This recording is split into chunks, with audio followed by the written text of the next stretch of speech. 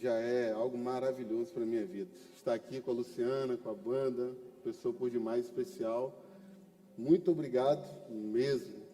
Eu quero conversar com vocês nessa noite especial, nessa noite de transformação de vidas, sobre o tema Um Olhar Transformador. Um olhar transformador. Para isso, abra sua Bíblia comigo, por favor, no Evangelho do nosso Senhor Jesus Cristo, conforme o registro de João. João capítulo 3, a partir do verso de número 1. A todos os amigos, os visitantes que se fazem presentes aqui também, pessoas especiais aí, daqui a pouco serão citados. Muito bom revê-los e estar com vocês. Que benção, que benção. João capítulo 3, a partir do verso 1. João capítulo 3, a partir do verso 1. Pastor Eliezer, obrigado aí pela manhã especial. Obrigado por dar a oportunidade de a gente estar aqui nesse púlpito, né? Quem achou, diga amém. Meus irmãos, diz assim a palavra do Senhor. Havia entre os fariseus um homem chamado Nicodemos, um dos principais dos judeus. Este, de noite, foi até Jesus e lhe disse: Rabi, sabemos que o Senhor é mestre vindo da parte de Deus, porque ninguém pode fazer estes sinais que o Senhor faz, se Deus não estiver com ele. Jesus respondeu: em verdade lhe digo que se alguém não nascer de novo, não pode ver o reino de Deus. Nicodemos perguntou: como pode um homem nascer sendo velho? Será que pode voltar ao ventre materno e nascer uma segunda vez? Jesus respondeu: em verdade lhe digo que quem não nascer da água e do Espírito não pode entrar no reino de Deus. O que é nascido da carne é carne, o que é nascido do Espírito é Espírito. Não fique admirado por eu dizer: vocês precisam nascer de novo. O vento sopra onde quer. Você ouve o barulho que ele faz, mas não sabe de onde ele vem, nem para onde vai. Assim é todo o que é nascido do Espírito. Então Nicodemos perguntou: como pode ser isso? Jesus respondeu: você é mestre em Israel e não compreende essas coisas? Em verdade lhe digo que nós falamos do que sabemos e damos testemunho do que vimos, mas vocês não aceitam o nosso testemunho. Se vocês não creem quando falo sobre coisas terrenas, como crerão se eu lhes falar sobre as celestiais? Ora, ninguém subiu ao céu, a não ser aquele que de lá desceu, o Filho do Homem. Assim como Moisés levantou a serpente no deserto, assim também é necessário que o Filho do Homem seja levantado, para que todo o que nele crê tenha, repita comigo, a vida eterna. Porque Deus amou o mundo de tal maneira que deu o seu Filho unigênito, para que todo o que nele crê não pereça, mas tenha a vida eterna. Vamos repetir? Porque Deus amou o mundo de tal maneira que deu seu Filho unigênito, para que todo o que nele crê não pereça, mas tenha a vida eterna. Amém? Meus irmãos, não feche a sua Bíblia e acompanhe comigo, por favor, a exposição desse texto. Um olhar transformador. Meus irmãos, é fato, e fato comprovado, fato notório, fato verídico e também verdadeiro, que todos nós que estamos presentes aqui, todos os seres humanos que caminham por esse mundo, que andam por essa terra, todos nós carregamos no nosso DNA na nossa essência, no nosso interior, o DNA de adorador. Você pode percorrer qualquer lugar desse mundo, qualquer lugar desse planeta, qualquer civilização que já esteve presente na história do mundo. Você vai ver, vai notar e vai conseguir observar civilizações que não tinham uma cultura muito bem estruturada, que não tinham uma língua muito bem estruturada também. Uma economia que talvez não desse certo, mas você não vai conseguir pesquisar na história uma sociedade que não tinha uma religião. Porque o homem carrega dentro de si o DNA de adorador. E, inevitavelmente, diante dessas verdades, tudo aquilo que nós adoramos, tudo aquilo que nós cultuamos, tudo aquilo que nós prestamos a nossa reverência, no qual nós colocamos os nossos sentimentos, aquilo vai se tornar a nossa esperança. É nessa coisa, é nesse ser, é nesse objeto de culto, de adoração, que vai estar a nossa esperança, a nossa expectativa. Se vocês observarem, muitas pessoas, e você conhece, têm colocado a sua esperança, a sua expectativa no dinheiro.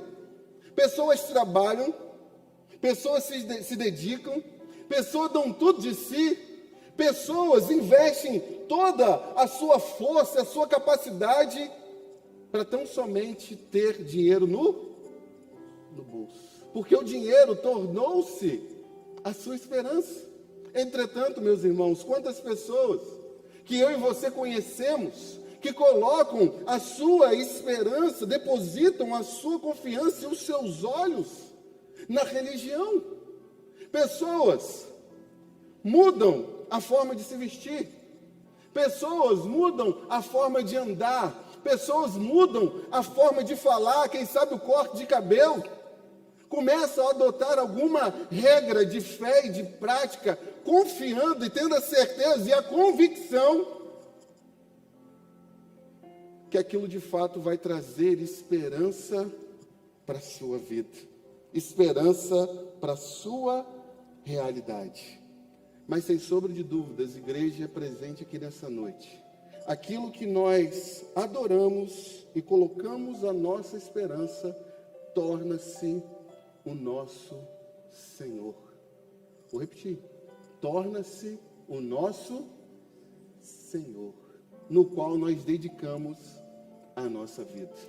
Esse texto que nós acabamos de ler vai mostrar para nós um homem extremamente capaz, um homem extremamente respeitado, e não somente isso, um homem extremamente inteligente, mas um homem que colocou toda a sua esperança no lugar errado, e que precisava urgentemente, e de forma apressada, olhar para o lugar certo, e ser transformado por alguém.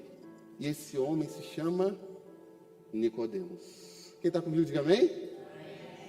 E se você pode, acompanhe comigo os pontos que eu quero destacar nesse texto. Primeiro ponto que eu trago para a nossa reflexão nessa noite, para esse culto tão abençoador, é a crise de Nicodemos. Se você observar com a sua Bíblia aberta, você vai notar comigo que o texto vai dizer que esse homem chamado Nicodemos foi até Jesus de noite.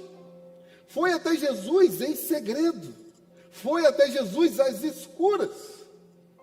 E nós precisamos perguntar, afinal de contas, quem era esse homem para que ele procurasse Jesus às escondidas? E o verso primeiro vai mostrar para nós que Nicodemos era um homem de respeito. O verso primeiro vai dizer que ele era o maioral, um dos maiorais do povo. Então, provavelmente, Nicodemos fazia parte do sinédrio judaico, aqueles que tinham a incumbência de gerenciar não só a religião do povo, mas também a vida do povo de Israel. Então, Nicodemos era um homem respeitado. Mas o texto também vai mostrar para nós que Nicodemos, no verso 10, era um mestre da lei. Então, esse homem capaz tinha após si muitos discípulos que acompanhavam aquilo que ele ensinava. Pessoas que olhavam para ele, pessoas que notavam nele alguém digno de ser seguido, alguém digno de ser ouvido.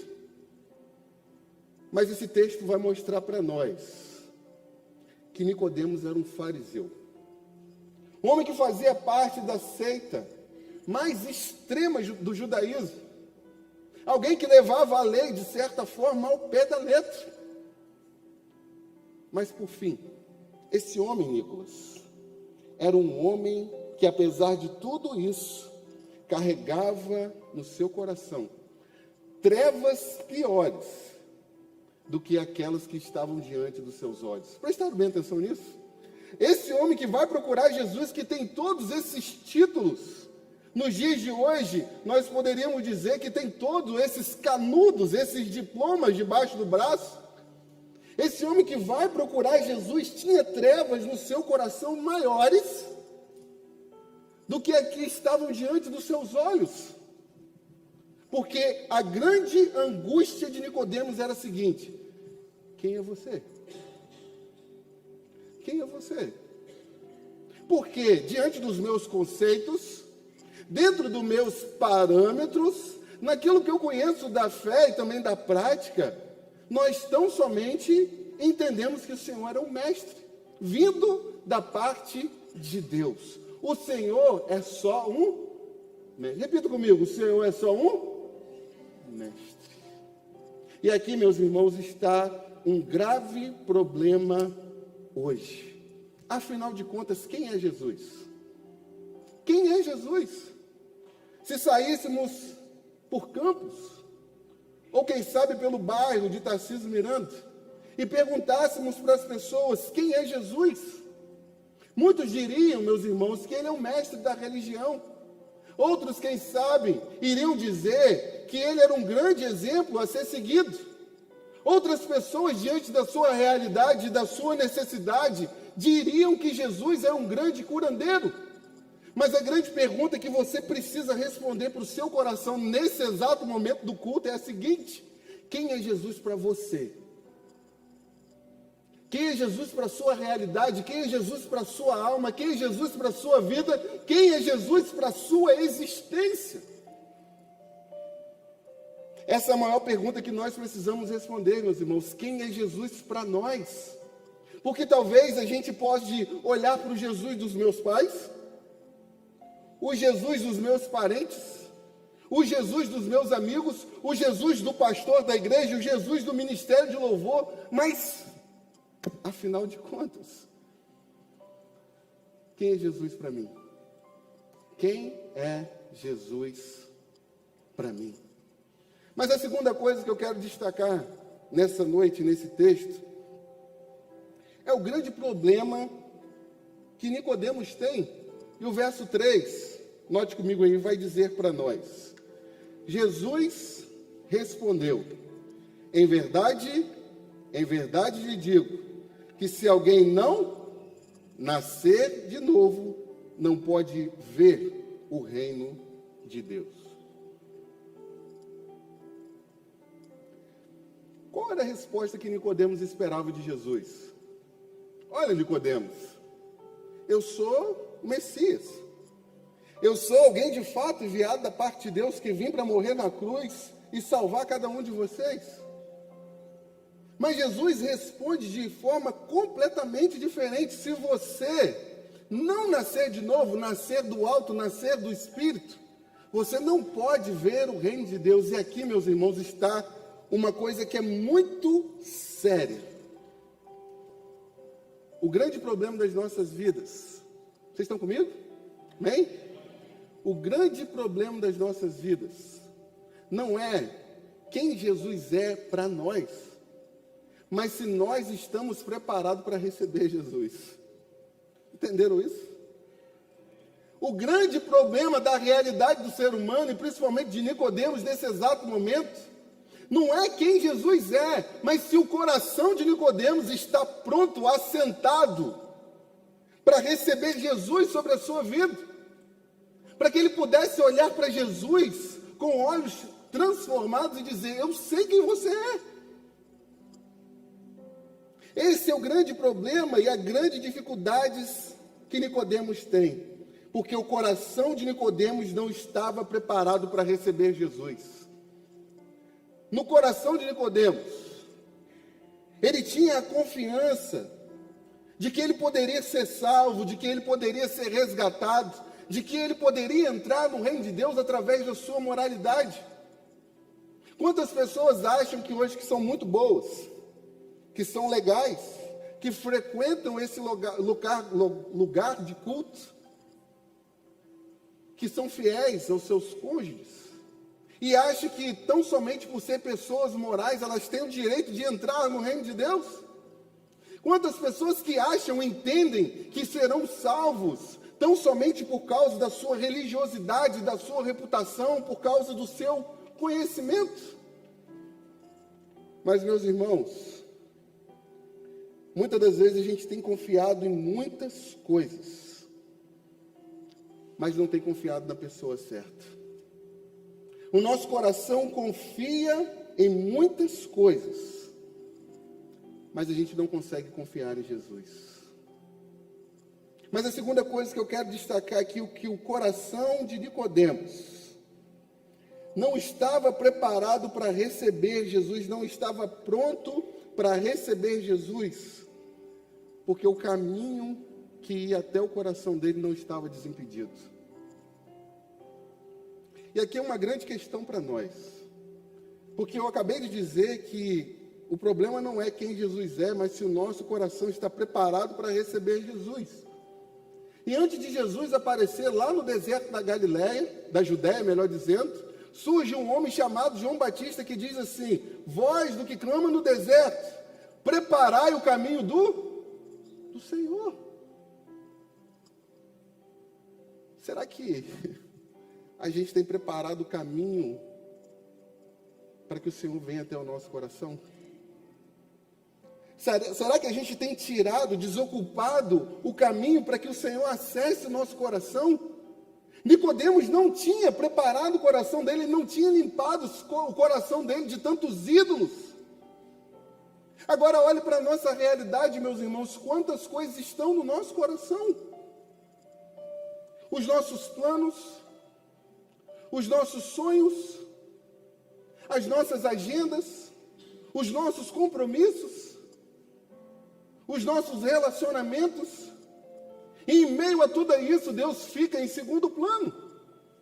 Quantas vezes, talvez o seu pastor já chegou para você e disse: ó, nós vamos ter uma programação tal, uma atividade tal, e a primeira coisa que brota na sua mente é fazer você lembrar do seu compromisso. Agora eu pergunto para você: você vai esperar não ter compromisso nenhum para servir a Deus? Você vai esperar a sua agenda estar vazia para que você possa se colocar à disposição para servir a Deus? E a grande dificuldade em meio a isso tudo é porque o nosso coração não está preparado para o Senhor. A nossa mente, a nossa realidade, como a de Nicodemos, não é celestial, mas terrena. Por isso que Jesus disse para ele: enquanto você não nascer de novo, você não pode ver o reino de Deus. Enquanto a gente não nascer do alto, não nascer do Espírito, a gente não vai ver a importância do reino de Deus, meus irmãos. A grande realidade da bênção de cooperar para o reino de Deus, porque o nosso coração está cheio de coisas que atrapalham o caminho do Senhor ao nosso coração. Mas a terceira coisa que eu quero destacar nesse texto é a esperança de Nicodemos. O verso de número 3 vai dizer que Jesus diz a ele que ele precisa nascer de novo para ver o reino de Deus, mas note o verso 5, por favor. Jesus respondeu: em verdade lhe digo, quem não nascer da água e do Espírito não pode fazer o que, irmãos? Não pode fazer o que, igreja? Entrar no reino de Deus. Nesse exato momento do diálogo, Jesus pega uma pá cheia de terra e joga nas esperanças de Nicodemos. Porque a realidade do pensamento judaico naquela época entendia que quando o reino de Deus se estabelecesse na terra, todos os judeus entrariam no reino de Deus, menos os infiéis e aqueles que de fato eram pecadores na ideia deles. Agora Jesus chega para um homem religioso, um homem respeitado, um homem digno de honra, e diz as seguintes palavras para ele: deixa eu falar com você. Você também não vai entrar no reino de Deus. Você precisa nascer de novo. Não é a sua religiosidade, não são os seus títulos, não é o sangue de Abraão que corre nas suas veias, não é o sangue de crente que corre nas suas veias, mas o fato de você ter um novo coração, de você ser transformado, de você ter sido tocado, não da terra para o céu, mas do céu para a terra. Meus irmãos, nós só podemos ver o reino de Deus se os meus olhos e os seus olhos forem transformados pelo Espírito Santo de Deus nessa noite. Nessa noite. Mas Jesus também vai dizer para ele: você só vai entrar no reino de Deus se o seu coração for transformado. Uma nota de rodapé aqui. Quem lembra do povo do Egito? O povo de Israel no Egito. Moisés, enviado por Deus, cheio de Deus, liberta o povo daquela escravidão tão dolorosa para o povo de Deus. 10 pragas ou 10 juízos da parte de Deus, o mar vermelho se abrindo, a coluna de fogo durante a noite para aquecer o povo no deserto, aquela nuvem que fazia sombra no povo durante o dia, maná caindo do céu, água brotando da rocha. Mas mesmo vivenciando essa realidade de sair do Egito e caminhando para a terra prometida, o povo havia saído do Egito, mas o Egito não havia saído do coração do povo. E aí Jesus chega agora no Novo Testamento e diz para nós: se você não tiver um coração transformado pelo Espírito Santo de Deus, o mundo nunca vai sair de dentro de você. O mundo nunca vai sair de dentro do seu coração. O mundo vai continuar atraindo você, puxando você, tendo prioridade sobre você, ditando a sua agenda, ditando os seus compromissos, ditando a sua realidade, ditando os seus relacionamentos, ditando os seus compromissos. É porque o nosso coração ainda não foi transformado por Ele. Mas no meio disso tudo, meus irmãos, Nicodemos levanta um questionamento para Jesus. Olha o verso de número 4. Nicodemos perguntou: como pode um homem nascer sendo velho? Será que pode voltar ao ventre materno e nascer uma segunda vez? Será que eu posso voltar para o ventre da minha mãe e nascer uma vez mais? Vamos pegar a ilustração que ele utilizou aqui e trazer para a nossa realidade. E aqui fazer algumas perguntas. Para você ter vindo a esse mundo, você precisou fazer algum esforço? Para você estar vivo, sair do ventre da sua mãe ou ser gerado no ventre da sua mãe, você precisou fazer algum trabalho, ter algum tipo de dedicação, fazer algum curso para vir para o mundo? Não. Foi obra de Deus através da vida do seu pai e da vida da sua mãe. Como é que a gente faz para nascer de novo? Será que é com esforço nosso? Será que é com uma dedicação nossa? Será que é estar buscando as realidades religiosas, e o fato de nós fazermos isso é que vai trazer um novo coração para a gente? Vai fazer com que a gente nasça de novo? Como a gente pode, meus irmãos, nascer de novo? E uma outra coisa que eu quero destacar é que Jesus vai mostrar para Nicodemos, em meio a essa crise dele, a forma certa de que ele pode nascer do alto, nascer do Espírito. Olha o verso 14 e o verso 15. Diz assim para nós: assim como Moisés levantou a serpente do deserto, assim também é necessário que o Filho do Homem seja levantado, para que todo o que nele crê tenha o que, irmãos? A vida eterna. Peço licença para vocês agora, sei que vai projetar aqui, Números capítulo 21, verso de número 9. O texto diz assim para nós: Moisés fez uma serpente de bronze e o pôs sobre uma haste. Quando alguém era mordido por alguma cobra, se olhava para a serpente de bronze, ficava curado. Preste bem atenção. Jesus vai fazer uma referência a um momento estratégico na vida do povo de Deus no deserto. Uma vez mais, o povo havia pecado contra Deus. E Deus, para punir o povo, mandou serpentes abrasadoras ou serpentes venenosas para que picasse o povo. E na medida que o povo era mordido, o povo morria. Mas de repente o povo começa a clamar, a pedir a Deus para que ele removesse o seu juízo, para que ele tirasse aquelas serpentes, a realidade do povo. Moisés pega uma serpente de bronze, coloca numa haste e levanta. E o texto vai dizer que todas as pessoas que olhavam para aquela serpente eram curadas. Ou seja, as pessoas que olhavam para aquela serpente tinham uma nova vida, uma nova oportunidade. E aí Jesus pega esse texto e aplica para ele. Sabe como você pode nascer de novo? Se você tão somente olhar para mim, que fui levantado da terra ao céu. Olha para mim. Se você olhar para mim, preparar o caminho do seu coração, você terá uma nova vida. Você terá uma nova vida.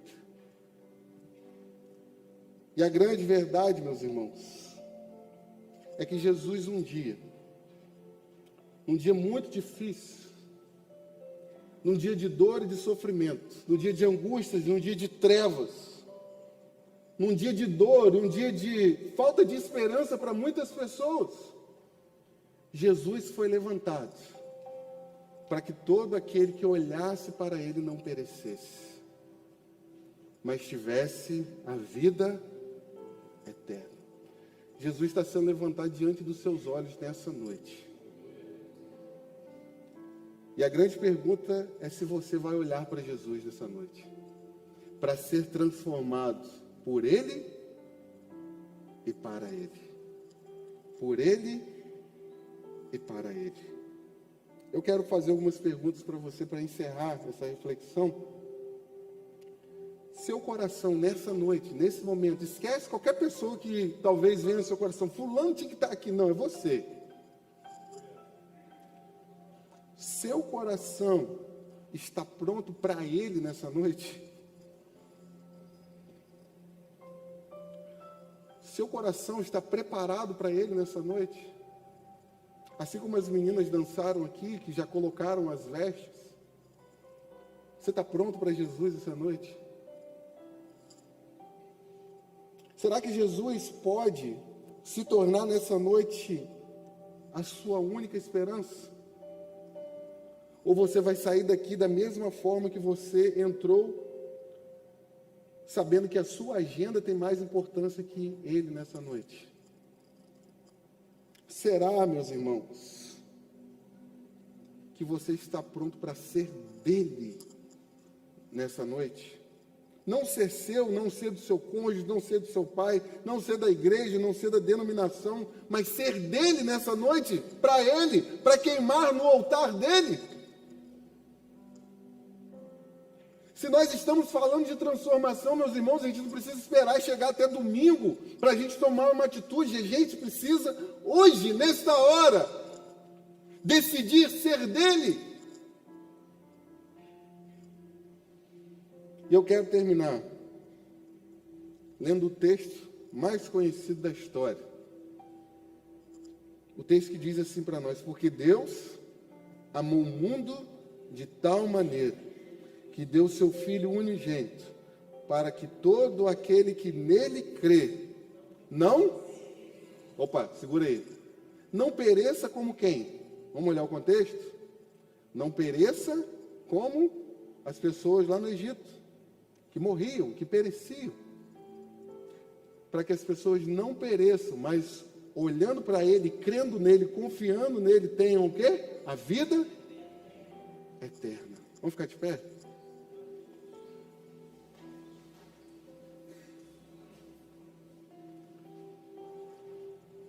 Diante